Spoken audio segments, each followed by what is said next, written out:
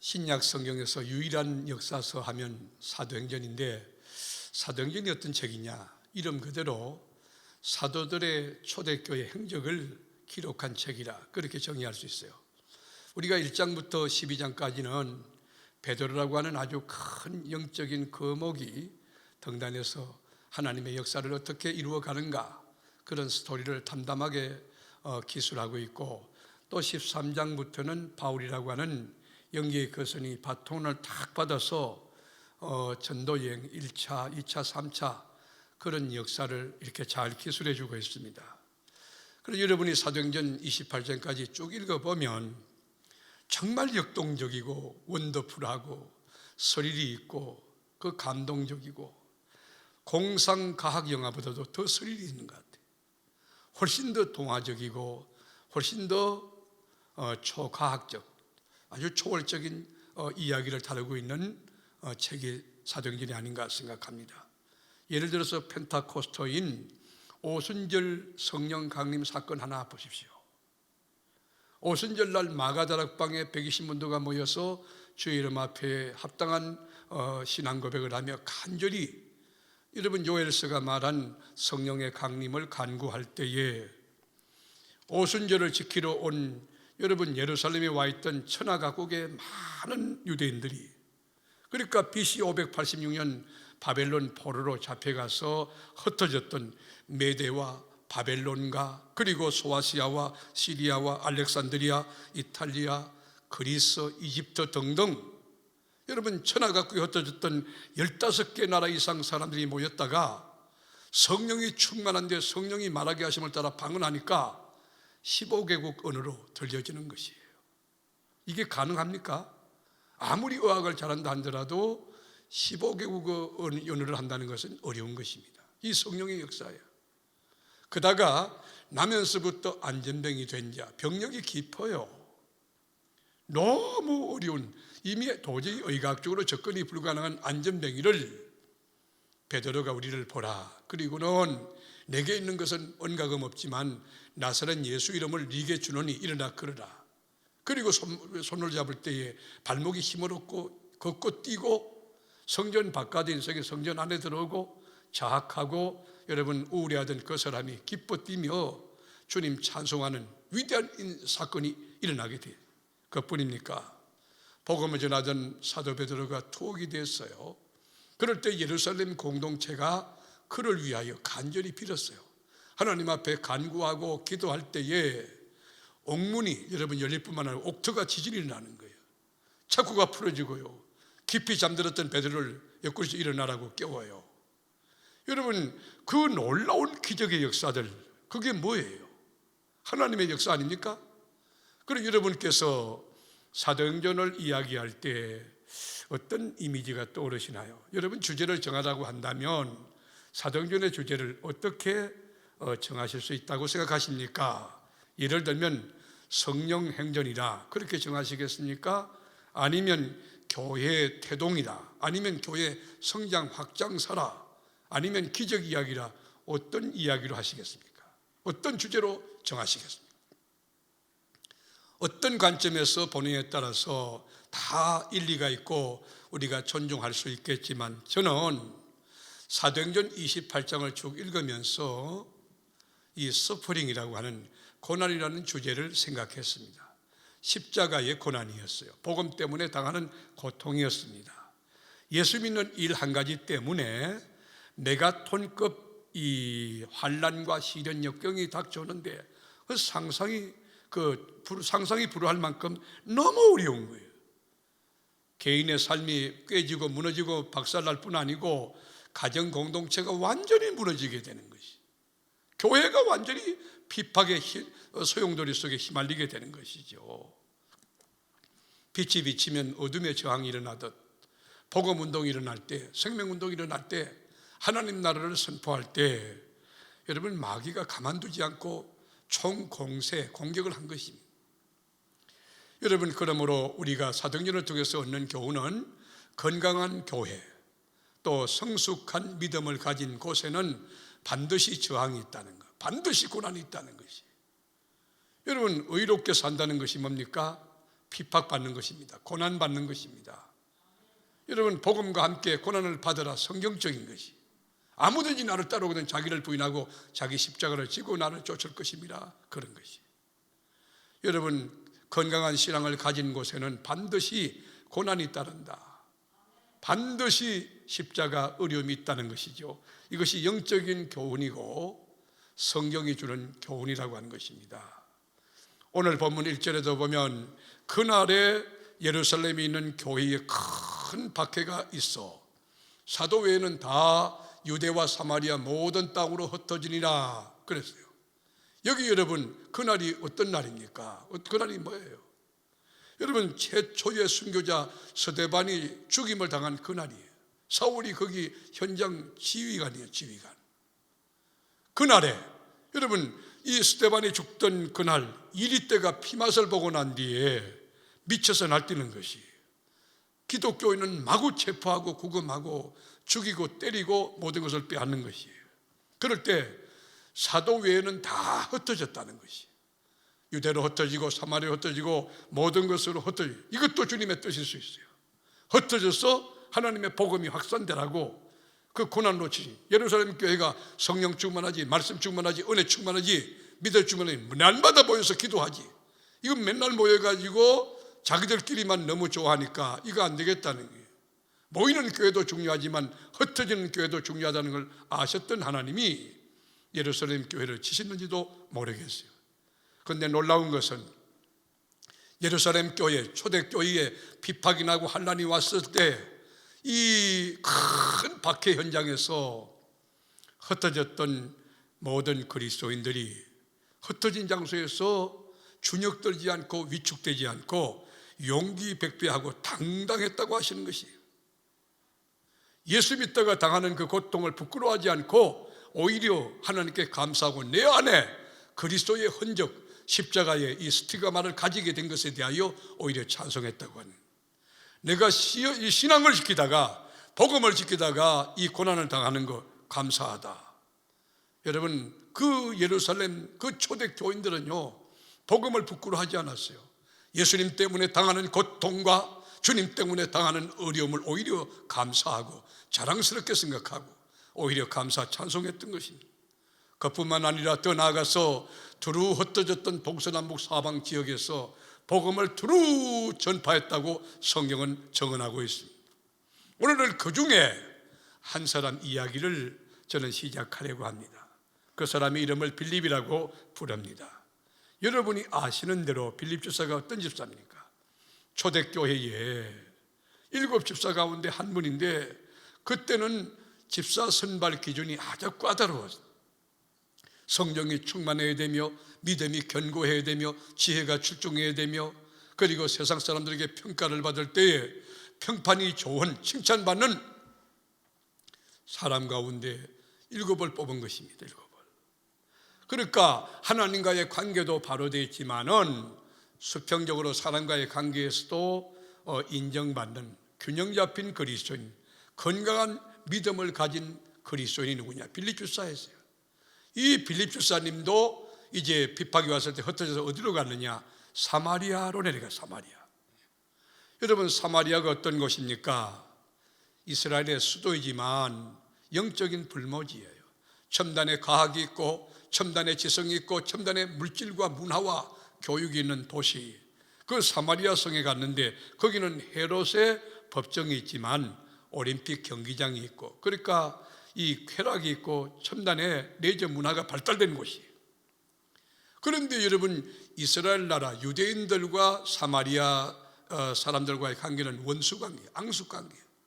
이게 역사가 있는 700년 이상 원수관계, 대립관계, 갈등관계, 아주 죽고 못 사는 그런 관계예요.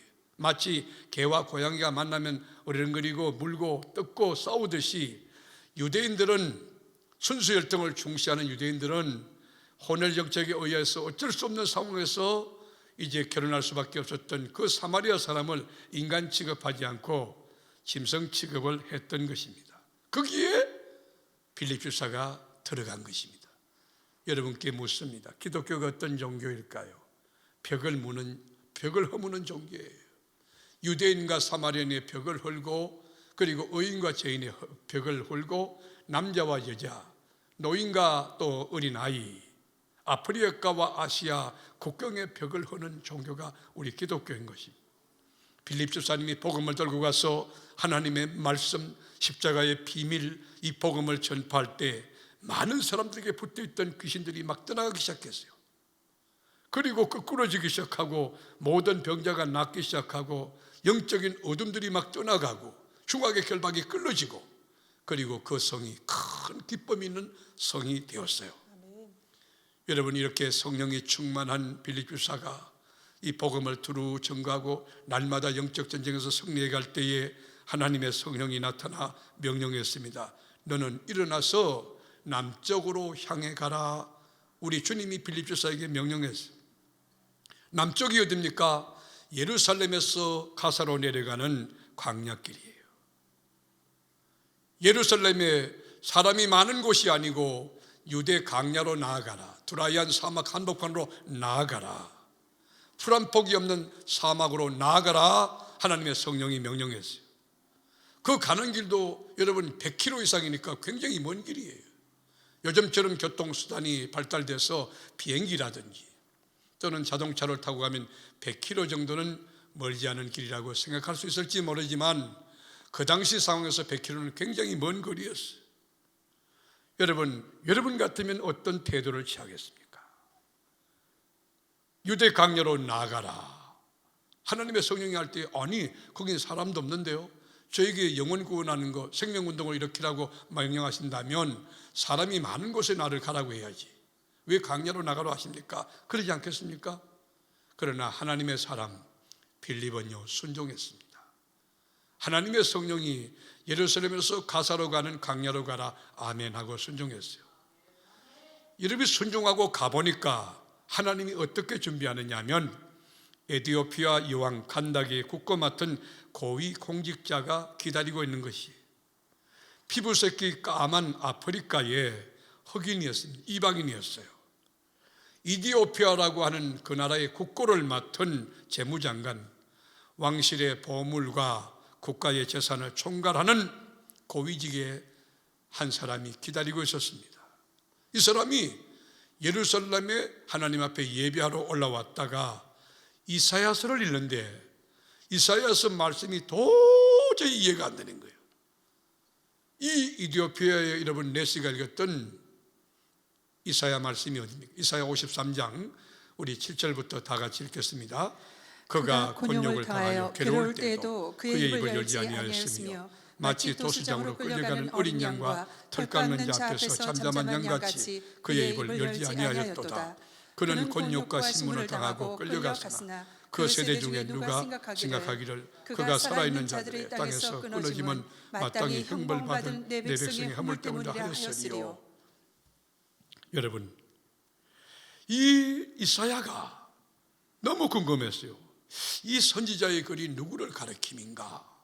아니, 어떻게 그 어려움 당하면서도 조살장에 끌려가는 양과 같이 곤욕당하며 채찍 맞고 욕을 먹고 매를 맞고 침뱉음 당하고 그러면서도 침묵하는가? 도대체 이분은 누구인가?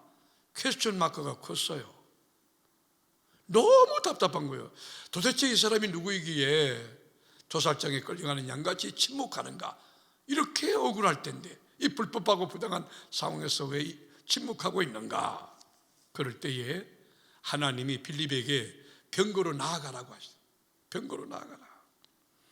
병거로 여러분 빌립 집사가 나아가고 보니까 이 에티오피아의 네시가 이사야서를 읽고 있는 거예요. 그래서 물었어요. 깨달아지느냐? 그럴 때에 지도하는 사람이 없는데 어떻게 제가 이것을 깨달을 수 있겠습니까? 그때에 빌립 집사가요 자기 지식 창고를 방출합니다. 자기가 갖고 있던 하나님에 대한 지식, 성경적인 지식을 풀어놓기 시작하는 것이 이사야에서부터 예수 그리스도의 피 묻은 십자가의 복음까지 종횡무진 하나님의 복음을 전파하는 것입니다. 여러분, 처음으로 이 하나님의 양식, 하나님의 말씀을 접했던 재무장관이 뒤집어진 거예요. 뒤집어진 거예요. 이런 말씀 들어본 적이 없거든. 여러분, 손주가 맨 처음에 가자를, 알사탕을 만나는 날이었어요. 그 엄마가 학교 선생이어서 아주 FM입니다. 절대로 그런 거 안 줍니다. 이 아이가 얼마나 먹고 싶겠어요.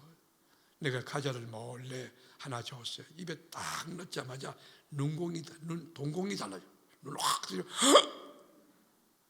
난생 처음 먹는 과자를 먹고는 애가 놀라는 거예요. 여러분, 이디오피아에 국고 맡은 내시가 십자가에 피 묻은 복음까지, 이사야서에서부터 복음까지, 여러분 체계적으로 복음의 핵심을 잡고 그 말씀을 전가할 때 빛 대신 주의 말씀이, 생명의 그 말씀이 그 영혼을 닿았을 때 영혼이 막 뒤집어지고 영혼의 혁명이 일어나고 감격과 기쁨이 넘쳤던 겁니다. 이 은혜가 이 밤에 있기를 축원합니다. 아멘. 너무 은혜 받았던 이 내시가요, 이렇게 가다 보니까 냇가가 있거든. 그 냇가를 가리키면서 저기 시냇물이 흘러가고 있지 않느냐, 내가 저기서 세례를 받음이 어떠미뇨, 어떻겠습니까? 그래서 여러분 세례를 탁 베풀었는데 성령님이 빌립을 이끌어 가셨어요. 두 사람이 거기서 헤어져요. 빌립은 아수도에 나타나서 복음을 전하고 내시는 자기 고국으로 돌아갔다는 이야기가 성경적 정언입니다. 사랑하는 교우 여러분께 제가 도전하고 묻습니다. 평신도였던 빌립 집사님이 도대체 어떤 철학과 어떤 방법과 어떤 태도를 가지고 사마리아 지역에 전도하고 에티오피아 재무장관을 복음으로 섬겨서 예수 믿는 그리스도인이 되게 하고 감격 가지고 세례받게 하고 그 나라 들어가서 이 모든 지위를 던져버리고 전도인, 복음의 정언자가 될 만큼 그의 삶을 뒤집어 놓았는가? 도대체 어떤 공식인가? 어떤 원리인가요? 빌립 집사님은 하나님의 말씀으로 무장되었습니다. 신구약 66권 이사야에서부터 예수 그리스도까지 하나님의 말씀이 어떤 책인지, 예수가 누구인지, 왜 예수를 믿어야 하는지, 예수를 믿으면 무엇이 좋은지, 얼마나 좋은지 복음의 핵을 잡고 있는 사람이에요. 여러분, 우리 교회 교우들이 하나님의 말씀으로 온전하고 깊이 있고 중량 있게 넉넉한 가운데 진리가 흥함으로써 여러분 가정이 이 감격과 기쁨을 누릴 수 있게 되기를 바라고, 아멘. 여러분 가정의 복음화의 운동 속에 영육간의 신앙의 꽃을 피우는 은혜가 있기를 주님의 이름으로 축원합니다. 아멘. 하나님의 말씀으로 무장되고 하나님의 전신갑주로 무장되어서 구원의 투구를 쓰고 의의 흉배를 붙이고 진리의 띠를 띠고 믿음의 방패를 가지고 복음의 신을 신고 성령의 금을 휘두르는 완전한 그리스도의 군사가 된 것입니다. 빌립주서 한 사람, 그 준비된 한 사람, 영적인 한 사람, 말씀에 붙잡는 한 사람이 사마리아 성을 큰 기쁨의 성으로 변화시켜 놓은 것입니다. 아멘. 이 은혜가 여러분 목장에 있기를 축원합니다. 아멘. 여러분 가정과 그리고 교구와 기관에 있기를 축원합니다. 아멘. 또 하나 빌립주사는요, 성령님께 민감했을 뿐만 아니라 성령의 능력을 사모하면서 성령의 역사이면 상식적으로 경험 법칙에 어떤 상황이 벌어져도 아멘하고 순종하는 영적으로 건강한 그리스도인이었습니다. 성령님이 말씀하기를 일어나라 할 때 일어났고 남쪽으로 가라 할 때 갔고 예루살렘에서 가사로 내려가는 길까지 가라. 그는 순종하여 유대 강야로 나갔어요. 일어나라, 남쪽으로 가라, 유대 강야로 가라. 여러분, 사람이 없는 곳이에요. 상식적으로 맞지 않아요. 그러나 그거 다 포기하고 하나님의 말씀에 순종해 갔더니 뜻밖에도 이디오피아의 여왕 국고를 맡은 재무부 장관이 기다리고 있던 것이에요. 하나님의 성령이 말합니다. 가까이 나가라. 가까이 나갔어요. 병거로 가까이 가라. 올라탔어요. 그리고 깨닫느냐? 지도하는 사람이 없어 못 깨닫습니다. 네가 깨우쳐주라. 그래서 이사야서의 어떤 말씀인지, 그 누구를 가르치는지, 그리고 예수가 누군지, 왜 오셨는지, 그 예수의 죽으심이 나와 무슨 관계가 있는지, 지금 예수 믿으면 어떤 역사가 일어나는지, 여러분 주님 안에서 여러분 인생이 발견되고 주님 안에서 여러분 인생을 이렇게 볼 때에 하나님의 백성된 자부심과 긍지가 넘치고 지금 죽어도 천국 간다. 담대함과 평강과 은혜가 충만하기를 축원합니다. 아멘. 빌립 집사의 성공의 원리, 법칙은 단순합니다. 하나님의 말씀의 붙들림입니다. 성령님의 이끌림입니다. 하나님의 말씀으로 무장됐던 건강한 영성을 가진 빌립은 말씀을 깨고 있었어요. 하나님의 말씀의 맥을 잡고 있었어요. 그리고 성령에 민감하며 성령이 충만하며 성령이 말하는 것은 어떤 경우라도 아멘 했더니, 사랑하는 교우 여러분, 하나님의 말씀이 선포될 때 하나님의 말씀 앞에 순종하는 지혜가 있기를 축복하고, 아멘. 성령님의 감동 앞에 상식적으로 인간적으로 도저히 맞지 않아도 순종함으로 아멘. 여러분 홍해를 건너가고 난공불락의 여리고를 무너뜨리는 현대판 기적의 주인공이 나와 여러분 될 수 있기를 축원합니다. 아멘. 하나님의 말씀 속에 모든 매뉴얼이 있어요. 모든 법칙이 있어요. 하나님의 뜻이 성경 안에 있고, 하나님의 말씀 속에 하나님의 영광이 있고, 하나님의 말씀 속에 인간 제품 사용 설명서가 있고, 하나님의 말씀 속에 성공이냐 실패냐 원리와 법칙이 담겨져 있고, 하나님의 말씀 속에 하나님 나라가 있어요. 주의 말씀이 이루어지는 곳에 하나님 나라가 이루어져요. 아멘. 하나님 나라가 어떤 곳입니까? 죽음이 없는 곳입니다. 하나님 나라 어떤 곳입니까? 죄가 없는 곳이에요. 하나님 나라는 먹고 마심이 아니고 의와 희락과 평강이에요. 의로움과 평강과 희락이 넘치는 하나님의 나라, 이 땅에 살면서도 늘 이 체험할 수 있고 그것을 누릴 수 있고 늘 심령천국, 가정천국, 교회천국을 이루는 그 은혜를 체험하고 노래하고 춤추고 살아가는 세계롭게 교우들이 되기를 주님의 이름으로 축원합니다. 아멘. 하나님의 말씀으로 무장됐던 이 빌립 집사와 같이 여러분이 말씀을 바르게 알고 바르게 믿고 그 말씀에 순종하여 살면 어떤 역사가 일어나느냐. 먼저는요, 당대뿐만 아니고 후손 대대가 그 언약에 합당한 복을 받아요. 우리가 창세기 26장 4절을 보면 아브라함이 체험한 이야기가 있습니다. 한번 보실까요? 네 자손을 하늘의 별과 같이 번성하게 하며 이 모든 땅을 네 자손에게 주리니 네 자손으로 말미암아 천하 만민이 복을 받으리라. 보십시오. 여러분, 네 자손과 네 자손이 복을 받고 잘 된다는 것이, 하늘의 별과 같이 번성하게 되고 이 모든 땅이 동서남북 모든 땅이 네 자손에게 준다. 네 자손으로 말미암아 천하 만민이 복을 받으리라. 여러분, 얼마나 가슴 뛰는 하나님의 약속이에요. 그런데 이 약속을 보세요. 5절에 보면 이는 아브라함이 내 말을 순종하고 내 명령과 내 계명과 내 율례와 법들을 지켰음이라 하신다. 하나님 말씀을 믿고 지키면요, 그 말씀이 임하고요, 그 말씀이 보정수표고요, 그 말씀대로 되어지고 아멘. 그 말씀이 우거지거든. 그리고 여러분에게 늘 권면하는 것은 하나님을 정말 사랑한다면 말씀을 기억이고 말씀을 펴고 읽고 묵상하고 말씀에 성경 가지고 디스커션하라고. 아멘. 여러분 가정에서 성경운동, 성경 토론하라고. 아브라함에 대해서 보는 관점에 따라서 다양한 이야기 나올 수 있어요. 아브라함은 하나님의 말씀에 순종하고 하나님의 명령과 계명과 율례와 법들을 다 지켰기 때문에 네 자손이 하늘의 별과 같이 번성하게 되고 이 모든 땅을 네 자손에게 주리니 네 자손으로 말미암아 천하 만민이 복을 받으리라. 축복의 통로가 되는 것이 그뿐만입니까? 여러분, 당대와 후대가 잘 되는 그뿐만입니까? 아니에요. 여러분, 온갖 질병이 난무한다 할지라도 애굽 사람에게 내렸던 질병 하나도 내리지 않도록 하나님이 보호권을 발동하고 혹 병에 걸렸다 할지라도 하나님이 치료하는 강선을 바란다고 우리 출애굽기 15장 볼까요? 26절. 출애굽기 15장 26절. 이르시되 너희가 너희 하나님 나 여호와의 말을 들어 순종하고 내가 보기에 의를 행하며 내 계명에 귀를 기울이며 내 모든 규례를 지키면 내가 애굽 사람에게 내린 모든 질병 중 하나도 너희에게 내리지 아니하리니 나는 너희를 치료하는 여호와이니라. 이 말씀 여러분 해당될 수 있기를 주님의 이름으로 축복합니다. 아멘. 여러분, 애굽 사람들에게 내렸던 모든 질병이에요. 여러분, 질병의 숫자가 얼마나 많습니까? 현대의학에서 2만 5천 가지 이상, 이 병명이 뭔지도 몰라요. 병의 원인도 몰라요. 그냥 군으로 묶어가는 거예요.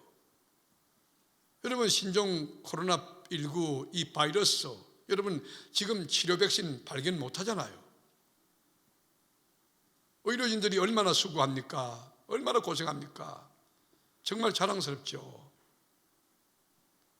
우리 인간은 한계가 있어요. 그러나 하나님의 말씀, 여러분 청종하고 또 하나님 보기에 의를 행하고 그 계명에 귀를 기울이며 이 모든 규례를 지키면 애굽 사람에게 내렸던 모든 질병의 하나도 너희에게 아멘. 내리지 아니하리라. 아멘. 이 말씀 믿으시면 양손 들고 아멘 해보세요. 아멘. 그렇게 되기를 축복합니다. 아멘.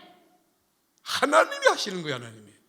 신종 코로나 이 문제 누가 해결할까요? 하나님이. 여러분 그뿐입니까? 여러분 하나님 말씀대로 살면 들어가도 복이 되고 나가도 복이 되고 떡반죽 그릇과 여러분 그 무생물까지 그 사람과 관계된 모든 것까지 성읍에서도 복을 받고 집에서도 복을 받고 그걸 바꾸어 보존하면요 집구스도 복을 받고 다 복을 받아. 우리 신명기 28장 2절 보겠어요. 시작. 내가 내 하나님 여호와의 말씀을 청종하면 이 모든 복이 내게 임하며 내게 이르니니 성읍에서도 복을 받고 아멘입니까? 들에서도 복을 받을 것이며 내 몸에 자녀와 4절 보세요. 내 토지의 소산과 내 짐승의 새끼와 소와 양의 새끼가 복을 받을 것이며 내 강주리와 떡반죽 그릇이 복을 받을 것이며 내가 들어와도 복을 받고 나가도 복을 받을 것이니라. 아멘. 여러분 하나님 말씀이 하나님이세요. 이 말씀을 믿고 순종하고 사는 자에게 하나님의 말씀이 보정수표가 되고 아멘. 이게 언약이 되고 그대로 이루어질 줄로 믿습니다. 아멘. 모쪼록 박해가 났을 때 환란이 났을 때 큰 시험이 닥쳐왔을 때 사마리에 흩어졌던 빌립이 성령님께 민감하고 하나님 말씀에 순종하여 광야로 유대 광야로 나갔을 때 이디오피아의 재무장관에게 피 묻은 복음을 전함으로 그분이 예수 믿고 세례받고 하나님의 사람이 된 것처럼 그리고 사마리아 성에 큰 기쁨이 있던 것처럼 여러분 하나님을 경외하는 마음으로 무릎을 꿇고 말씀을 귀히 여기고 성경을 펴고 읽고 묵상하고 그 말씀 가운데 순종하고 성령의 인도를 따라 남은 순례길을 멋지게 승리의 깃발 흔들며 걸어가는 세계롭게 전 성도가 되기를 주님의 이름으로 축원합니다.